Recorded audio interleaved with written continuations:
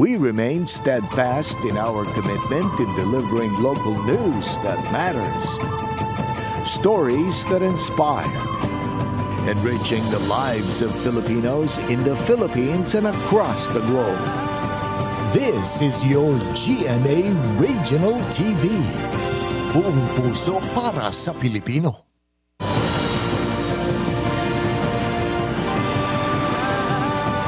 Ini ang GMA Regional TV 1 Western Visayas. Mayong hapon, ini ang 1 Western Visayas, masaligan, sadsaran sang kamatuoran, kagwala sang ginadampigan. Ako si Gertrude Charlatan. Magadulong sa inyo sang pinakadako kag komprehensibo nga mga balita sa Kabisay ang nakatungdan, Caitlin Revilla, live sa GMA Iloilo Station. Kag ako naman si Eden Priatos, live diri sa GMA Bacolod Station.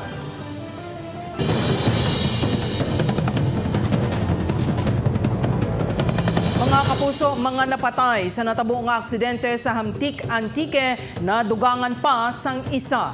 19 na ang napatay, 4 ang nagapabilin nga kritikal, samtang 5 ang estable na ang sitwasyon.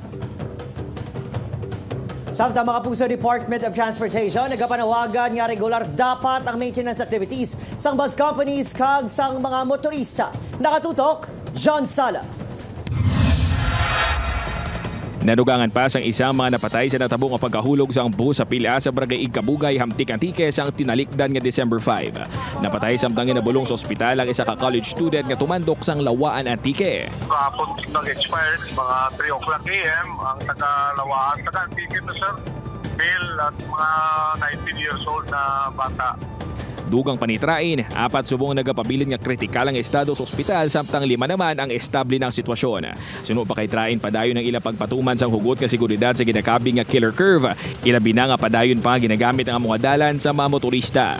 Of course may mga warning sign na butang dito, especially nga may mga communities at may mga tao kita nga nag-atag man respeto, nag-sindi kandila, at may nagakatdak ng misa dira sa area. Nagpanawagan naman ang Department of Transportation sa mga motorista kag sa mga bus companies nga regular nga ipaidalong mga ilang masalakyan sa maintenance kag siguraduhon ang roadworthiness agod malikawan na ang kasubong nga insidente. We have requested LTFRB to also see to it that the bus companies are implementing the right maintenance program for all their buses. Samtang padayon naman ang pagduso sang Antique Provincial Government nga himuon nga diretso ang dalan, tigaylo sang alagyan subong nga nagakurbada kag yara pa sa kilid sang pilas. Ang ginaduso nga dalan ang may kalabaon nga 145 meters kag magatabok sa mataas nga porsyon sang barangay. Kun ining matigayon, mangintadlong na ang alagyan sang mga motorista sa among lugar. Suno sa DPWH 6, bukas sila sa among proposal apang kinahanglan pa sang pagtuon angot diri. We converge with our planning and design division, including our assistant regional director, to talk into the possibilities of having the feasibility study for this tunneling. Right now, we will be asking the central office of the Department of Public Works and Highways to provide us some funds for the feasibility study. Ang proposal ang ginaduso pila na katuig nga nakaligad sang si Antique Governor Rodora Cadyaupang chairperson sang Regional Development Council. Ginapahayag man nga may resolusyon na gindihon ng RDC 6 kaangot sini apang wala gid ini maaksyonan tubtub subong. Nahibaluan nga personal nga nagpadulong si Cadyao kay DPWH Secretary Manuel Bunoan agud iduso ang plano nga pagtadlong sang dalan agud malikawan na ang ginakabig killer curve. Upod kay Cirilo Duque, John Sala, 1 Western Visayas. Samtang mga puso sa Bacolod City naman, transport organizations may magkatuhay ng aksyon sa ginaduso nga malapnagon nga transport strike sa Miyerkules. Yaring balita nga itong gintutukan.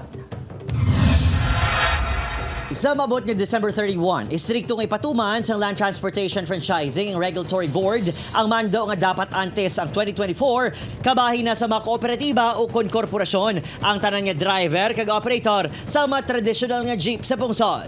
Una nang ipasalig sa LTFRB nga mga daan nga PUJ nga makabig roadworthy ang pahanugutan pa nga magbiyahe. Apang para sa mga driver, daw kaangay nga ginlista ang ini nga pasalig sa tubig.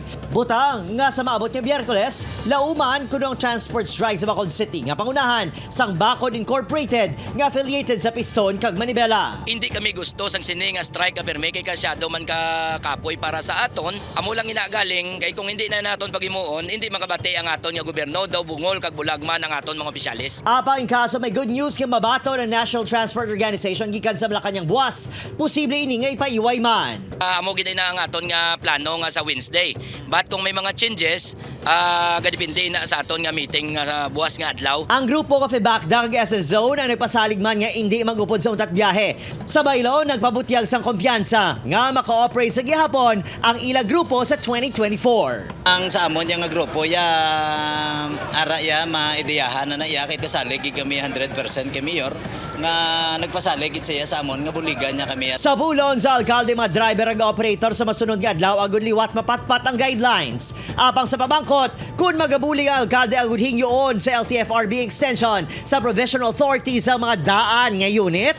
Extension, no choice na sila. They cannot implement something that will affect the riding public. Number of vehicles sa modernization program, hindi nila na ma-implement. Sunod sa Bacolod LGU, handang masobra sa 600 kasalakyan nga magbiyahe sa syudad sa Miyerkules. Kung may transport strike gid man, sandig sa pasalig sa iban nga mga kooperatiba. Opo, Kiril Casillo, Adrian Priatos, 1 Western Visayas.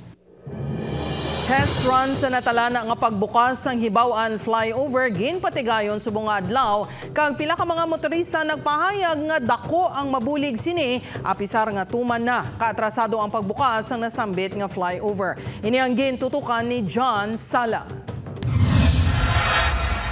Pero wisyo kag sulumpaan. Ining mga tinaga sang driver nga si Ramil sa sitwasyon sa tagsa rush hours idalom sang Hibaw-an flyover. Ay grabe traffic na, especially kung gabi, hapon daw grabe traffic ni. Especially kung gaulan, grabe gid. Gani the long wait is over kuno. Matapos ang masobra isa ka tuig nga delay sa pagbukas sinip, natala na nga pagbuksan na sa Biyernes, December 15 ang Hibaw-an flyover. O dapat lang kay dudugay naman gid man nga antos namon dis traffic di mo. Subong adlaw ginhiwat ang test run agud masiguro nga tayo yon kag mangin matawhay ang natala nga full opening sang flyover. Original nga schedule sang test run 8 AM tubtob 4 PM. Apang ginpalipotan nini sa tubtob udto na lang. Naatrasar man ang pagsugod sang test run kag wala gilayon nakaumpisa sa alas 8 sa aga. Actually, gintilawan naton kagina dry run para ma-open ta ang Hibaw-an. But definitely it will be open soon, maybe December 15. Ginapasugtan lang ang makalabay sa flyover ang mga salakyan nga wala nagalapaw sa 27 ka tonelada. Ginadumilian ang paglabay sa mga bisikleta, tricycle kag mga salakyan nga nagasobra sa 3-axle o kun mga trailer truck. I just want this to be clear. Ang pag-open ta sa Hibaw-an flyover is not hindi pa na siya 100% completed kami mga portion pata sa dalawang na konkretahon ta which we experience sa road right-of-way problem. But we are working on it. To complete it pag may bag-o na tanga funds para dira nga area. Ang resulta sang test run ang manginbalasihan sa DPWH sa himuon nga sistema sa full opening sang Hibaw-an flyover. Upod kay Cirilo Renduque, John Sala, 1 Western Visayas. 3 kabalay na sunog sa Banuasang Tigbawan. Samtang sa Barotac Nuevo, 2 ka hulot klasehan kag stock room sang eskwelahan. Ginlamon man sang kalayo. Si Kim Salinas nakatutok. Naupos gid sang kalayo ang tanan niya gamit sa sulod sang 2 ka mga hulot klasihan sa stock room sang kinder ka grade 1 sa sulod sang Salihid Elementary School sa Barotac Nuevo pasado alas 2 Sabado sang kaagahon. Sa inisyal nga investigasyon, posible electrical connection ang ginhalinan sang sunog nga nagdugay sang kapin 2 ka oras antes na palong. Nagapakig-angot pa ang otoridad sa eskwelahan agud matungod ang kausa sang insidente. Wala naman sa may nasamaran. Hindi magdubo sa 1 million pesos ang gidbiling nga danyo sang sunog. Dapat naman dito para ginapalawang pagod para mawala ang dito ang cost. Puro kawayan na diit. Masobra tato ka oras ang pagpalong sa mga bombero sa kalayo nga naglamon sa tatotanan ka mga balay sa Barangay 1 sa Banwasang Tigbawan sa Biyernes. Alas 5 sang hapon nagupisa ang kalayo sa balay ni Remuel Tumaliwan kag badasig nga naglaton sa duwa ka mga kaiping nga balay sa compound. Sunod sa Tigbawan fire sa kusina ng Tumaliwan nagumpisa ang kalayo base sa mga tupad balay nga nakakita. Wala pa natumot ang gintunaan sini kag valor sang halit nga ginbilin. Temporaryo nga nagatiner sa barangay hall ang mga pamilya nga totally gutted ang balay kag isa ka partially damaged. Puro ni sila tanan one story, kaga made of mixed materials, may ara portion nga light, then may mix nga concrete. Kaga compound sila ma'am, bali congested ning area, medyo mabudlay penetrate. Pero mas malaki madasig man nga pagresponde, madasig man nga natapna dayon. Upod Kermel Porquia, Kim Salinas, 1 Western Visayas. Mabuso 150 ka illegal settler families o ISF sa Barangay 12 sa Bacolod City ang gipamanugan sang notice to vacate sa Bacolod City Legal Office. Ini sila ang mga apektuhan sa renovation kag malapnagon nga redevelopment plan sa moderno nga Manukan Country. Madumduman nga una naging hinyo sa mga residente nga tagaan sila sang 6 ka bulan agod nga makapreparar nga makasaylo. Sa mga una naging tumod nga mahalitan masobra 50 lang ka mga magpamilya ang sarang mga proseso sa relokasyon sa LGU Bangod. Kadaman sa mga pamilyang maapektuhan ang anay na nakabaton sang pabahay program sa Bacolod City LGU. Liwat nga makigsapol ang barangay sa LGU sa mangin kapalaran sa mamahalitan ilabi na nga ang plaso sa TLO ang natalanan na sa January 8, 2024. Ginapanugyan na naman sa Bacolod Housing Authority kung BHA ang mga maapektuhan nga magpakigangot sa ila talatapan agud ma-match sa mga naga-exister nga programa sa pabahay. Mga kapuso, liwat nga naghakot sang pasidungog kag pagkilalang GMA Network sa Anak TV Awards. Lakip sa mga ini ang GMA Regional TV 1 Western Visayas kag GMA Regional TV Early Edition. Si Julius Belacaol nakatutok. Ginpasidunggan sa Anak TV Sale Awards Television Category 2023 ang 24 oras, 24 oras weekend, Balitang Hali, GMA Regional TV News, GMA Regional TV Early Edition, GMA Regional TV 1 Western Visayas, kag Halabira, the GMA Regional TV Live Special Coverage sang GMA Regional TV Western Visayas, GMA Regional TV Balitang Bicolandia, GMA Regional TV 1 Mindanao, Balitang Southern Tagalog, Kadayawan 2023, the GMA Special Live Coverage, Mornings with GMA Regional TV, GMA Regional TV 1 North Central Luzon, Pete Senor, the GMA Regional TV Special Live Coverage, Limitless, kag Game On. Ginbato ng award na day Senior Vice President sang Integrated News, Regional TV kag Synergy Oliver Victor B. Amoroso, kag Vice President and Deputy Head for News Programs and Specials, Michelle Seva.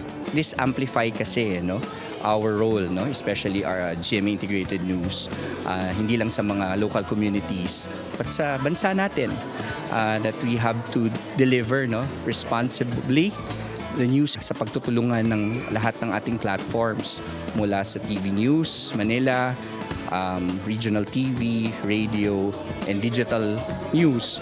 Nagagawa natin to lahat. So again, maraming salamat sa Anak TV Awards for giving us this recognition. Ginkilala man nga household favorite programs ang iban pa nga mga programa sang GMA.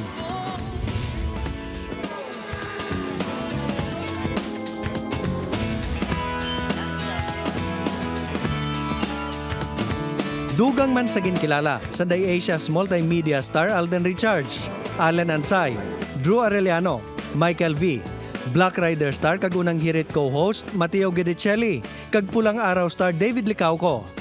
Napilian naman sa Makabata Stars Female Television category sa Day Abot Kamay na Pangarap star Jillian Ward, Sofia Pablo, Pulang Araw star Barbie Forteza, Asia's Limitless star Julian San Jose, kag Bea Alonzo.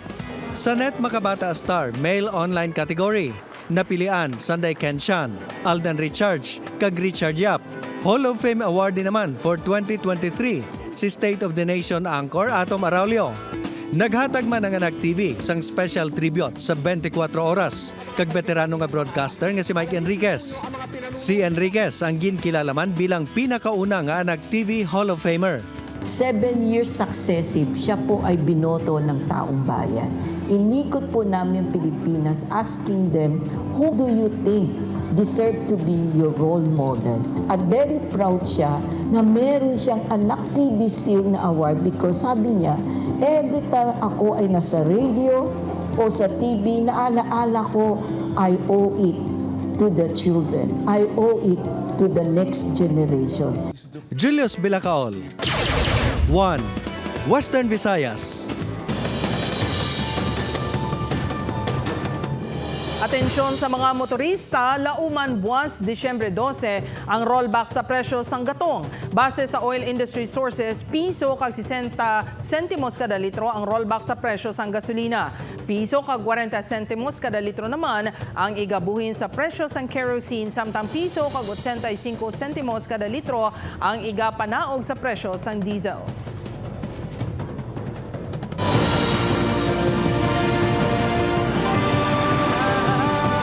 Ini ang GMA Regional TV 1 Western Visayas.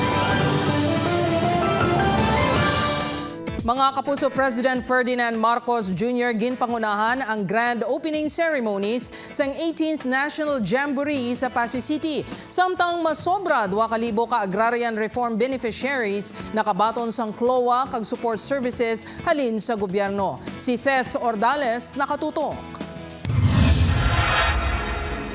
Diri sa kapino 80 ka hektarya nga Campentados de Pasay nagtililipo ng masobra 35,000 ka scouters nga nagpasakop sa 18th National Scout Jamboree.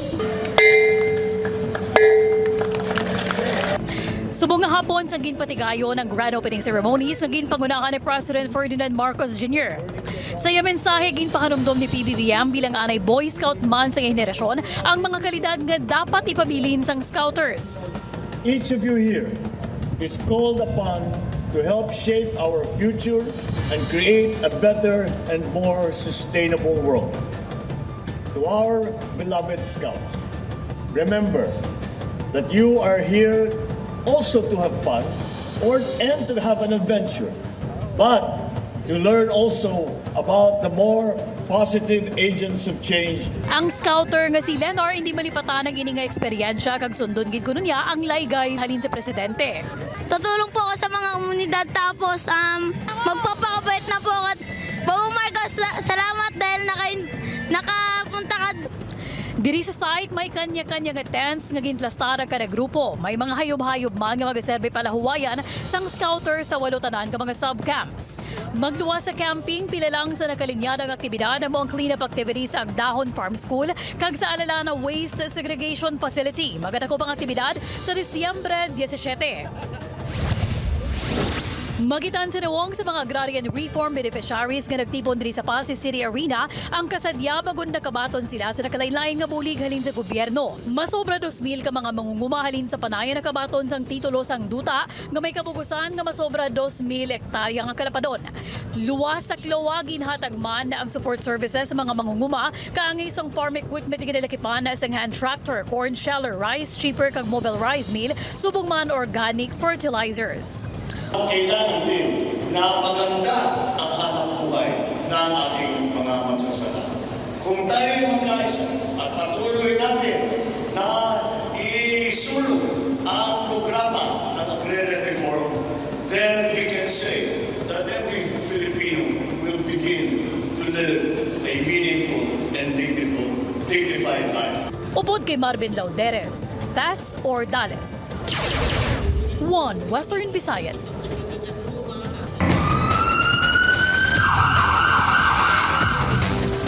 Baw mga puso ginakalarma sa isa ka non-profit organization nga Community Animal Rescue Efforts Incorporated o CARE ang impormasyon nga gipadangat sa ila sa isa concerned citizen. Kung sa di natukiban niya isa ka foreign national nga temporaryo nga nag-iisar sa isa ka hotel sa Bacolod City ang ginaligar nga nagapanghilo sang layaw nga ido. Ginaligar nga nagadala sa pagkaon nga inughatag sa maido ang nasambit ka persona. Ang pagkaon ang may samo nga hilo para sa ilaga. Natumod na sa grupo ang identity sang lalaki. gipahayag nga ginako sini nga siyang responsable sa pagpanghilo. Wala pa nahibaluan kung pila ka mga layaw o kung hinuptanan ang iya nahalitan. Amo na ng reason niya, damo siya kuno problema. Tapos kaka-retire siya nga may gataghol nga ido. Mga kapuso, duwa ka separado nga engkwentro ang nagluntad sa tunga sang militar kaginapatihan katapos ang NPA sa Lambunaw, Iloilo. Una nga nakaengkwentro sa mga katapos ng 301st Infantry Brigade ang ginabanta 20 ka miyembro sang Central Front Committee Reyon Panay sa sitio Tagbakan 1, Barangay Hayobo, Lambunaw sang Sabado. Ginapahayag nga nagresponde ang militar sa lugar bangod sa report sa mga residente nga may presensya sang armado nga grupo. Nasundan pa ini sang isa pa ka engkwentro sang Domingo sang aga. Kapin 500 metros halin sa unang ginluntaran sang engkwentro. Ginabanta 5 ka armado nga ginapahayag katapos ang rebelde ang nakaengkwentro sang militar sa amuman nga sitio sa Hayobo, Lambunaw. Naglawig sa masobra 10 minutos nga pagbayluhan na isang lupok nga nagresulta sa kamatayon sang isa ka ginapatihan miyembro sang NPA nga wala pagin pangalanan. Nakaagom ini sang patal nga pilas sa dughan. Napatay nga armado was part of the group dito sa enkwentro mismo. So it cannot be denied nga ang napatay was really a member of the Central Front kay dito man siya, upod man siya dito sa mga nagapalalagyo nga 5 kabilog na enkwentro sa tropa. Mga kapuso, magaretiro na bilang Chief Executive Officer ng Kapuso Network si Attorney Felipe Gozon. Kag siya ang pagabusla ni Gilberto Duave Jr. Ini ang ginanunsyo ni Gozon sa selebrasyon sa iya birthday sang Sabado sang gabi. Si Julius Bilacaol nakatutok. Ang GMA Network ang kilala subong bilang nagapanguna, pinakadako, pinakaginapatihan, kag most awarded multimedia network sa Pilipinas. Ini ang nalabot sa idalom sang pagpamuno ni GMA Chairman and CEO Attorney Felipe Gozon. Sa selebrasyon sang iya ika-84 nga kaadlawan sang Sabado sang gabi, nagtipon ang mga himata, kaabyanan, kag katrabaho ni Gozon. Nagtambong man ang mga matagas nga opisyal sang gobyerno kag GMA Stars. Diri ginanunsyo ni Gozon nga makaligad ang kapin 2 ka dekada. Magaretiro na siya bilang Chief Executive Officer ng GMA Network. The GMA Board of Directors has approved my retirement as Chief Executive Officer effective December 31, 2023. But I will still continue as Chairman Advisor and Chairman of the Programming Committee. Magapungko bilang CEO sa Kapuso Network ang subong GMA President kag Chief Operating Officer nga si Gilberto R. Duave Jr. Ang subang nga bata sang isa sa founders ng GMA nga si Gilberto M. Duave Sr. The board also approved my recommendation to elect Mr. Gilberto R. Duave Jr. as the new Chief Executive Officer to replace me effective January 1, 2024. President CEO, and he will continue to act as Vice Chairman of the Program Committee. Si Duavit ang nagapungko man nga Chairman sang Executive Committee, Chairman of the Board man sang GMA Network Films, kag opisyal sang pila ka subsidiary sang GMA Network. President kag trustee man ini sang GMA Kapuso Foundation Incorporated. Magaserbi naman nga Executive Committee Chairman si Joel Marcelo G. Jimenez, anak sang isa sa mga founders ng GMA nga si Menardo R. Jimenez. At the recommendation of Mr. Jimmy Duavit, to which I concur, the Executive Committee has elected Mr. Joel Marcelo Jimenez as the Chairman of the Executive Committee.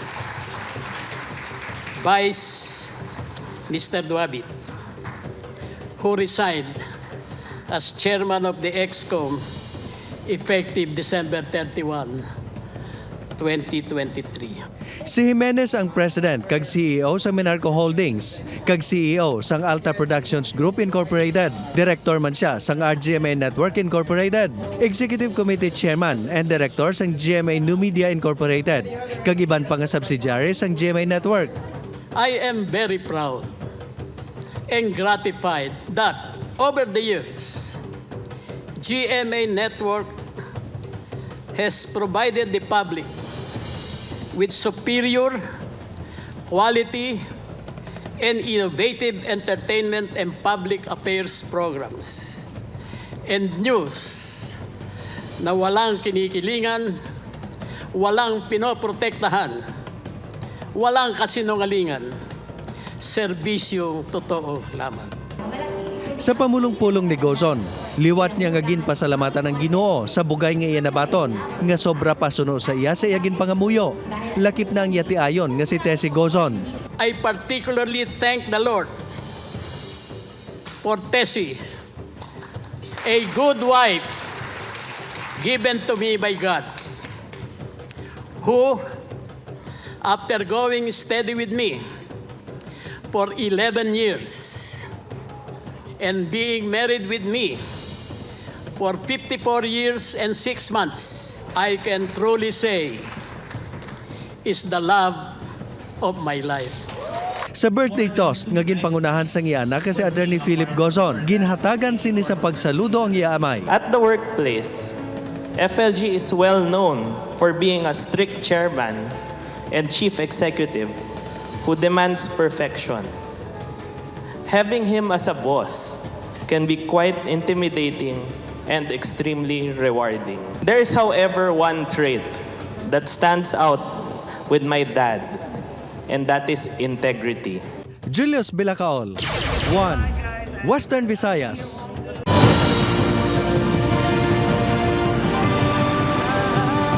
Ini ang GMA Regional TV 1 Western Visayas.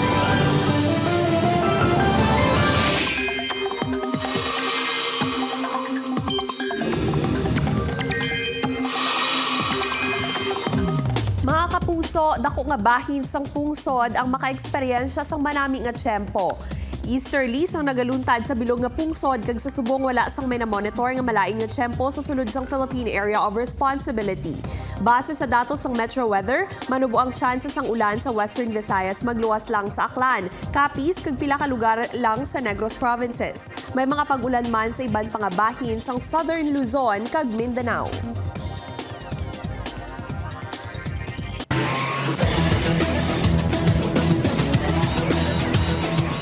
Mabusa maghanda sa mas mainit pa nga bakbakan, bango ang finals ng NCAA Season 99 Men's Basketball, desideran pinagi sa isa ka do or die game. Ini matapos ilutos ang San Beda Red Lions sa Mapua Cardinals sa Game 2 sa Best of 3 Finals series sa scoring 71-65. Sampang gintabungan sang tuman kadamo nga supporters ng duha ka teams. Una nga nagpabatyag ang Red Lions ang handom sini nga mapalawig ang serye. Gindominar sini ang first half.